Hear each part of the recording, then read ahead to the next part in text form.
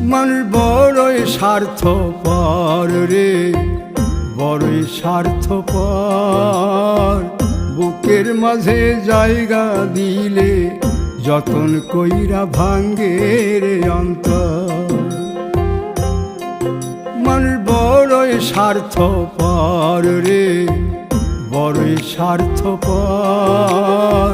বুকের মাঝে জায়গা দিলে যতন কইরা ভাঙ্গে রে অন্তর।